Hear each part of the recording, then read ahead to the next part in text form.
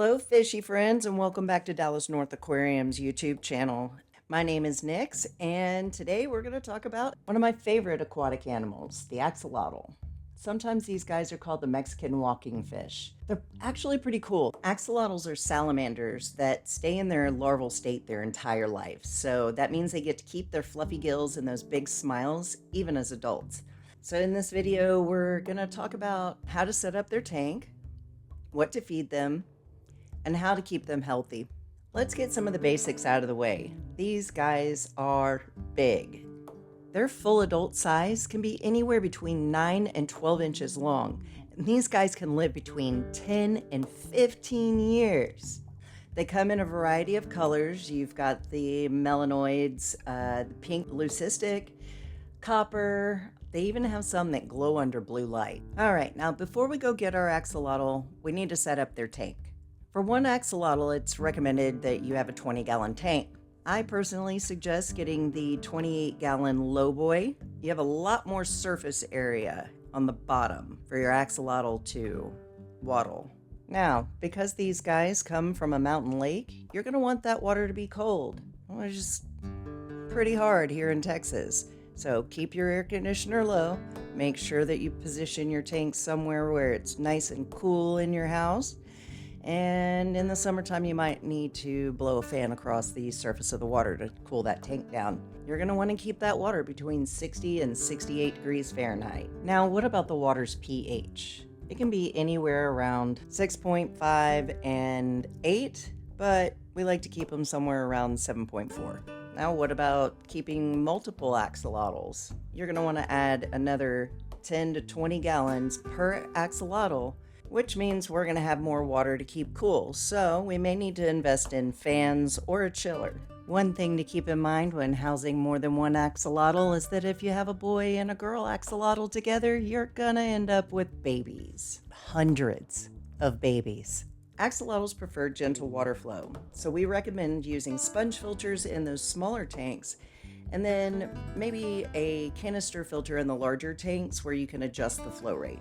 Also, axolotls are not big fans of the light, so go ahead and keep those aquarium lights dim and provide them with a lot of hiding spots. All right, now let's talk about one of the most important things about setting up an axolotl aquarium. This is going to be the substrate and decor. There's a lot of conflicting opinions online about what you can put on the bottom of an axolotl tank. Some people think a bare bottom tank is the only way to go. Sure does make cleaning a lot easier. Fine sand like moonlight sand is also acceptable. You don't have to worry about the axolotl ingesting it and getting impacted. Gravel, on the other hand, is a bit of a concern. Gravel or any type of rocks. We suggest not putting gravel or rocks in with your axolotls. The concern is that axolotls don't have the ability to spit the rocks out. Those rocks could then become impacted and then you're on your way to the vet. As far as decor goes, just make sure that it's soft so that your axolotl doesn't get injured. You can add driftwood, live or artificial plants. The artificial plants, just make sure they're not too pokey. On your live plants, just know that your axolotl is going to probably crush them and poop all over them, but your plants won't mind. All right, so what do you feed these guys? As babies, you're going to feed them live blackworms, frozen bloodworms, daphnia, brine shrimp, stuff like that, little things. As your axie gets bigger, their food gets bigger. You'll move on to European night crawlers and then Canadian night crawlers. Those are the big fat ones. Now, if you're a little squeamish when it comes to feeding live foods or frozen foods, they do make an axolotl pellet. Just make sure that it's a high quality pellet. Their feeding schedule is pretty important as well. So your babies are going to need to eat every day and your adults every 2 to 3 days.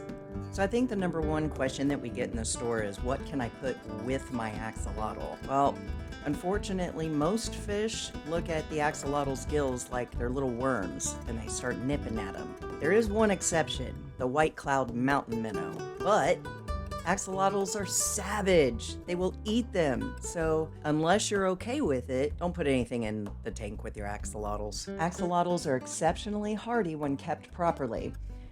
but they are sensitive to warm water and poor water quality. So remember, dilution is the solution when it comes to keeping more than one axolotl at a time, and make sure that you stay on top of your water changes. Be sure to suck up any extra poop. All right, and one last tip before we go. I know these guys are super cute, but their skin is super delicate, so avoid handling them as much as possible. Now that being said, one of the coolest things about the axolotl is if they do get injured and lose a limb, they can grow it back. All right, so let's recap.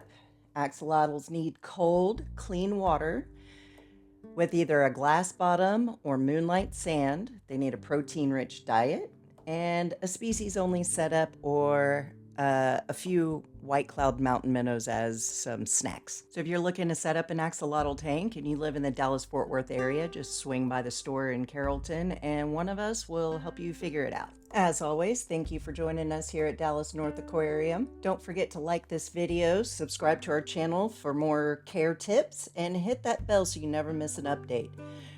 From all of us here at Dallas North Aquarium, thanks for watching, and we'll see you next time.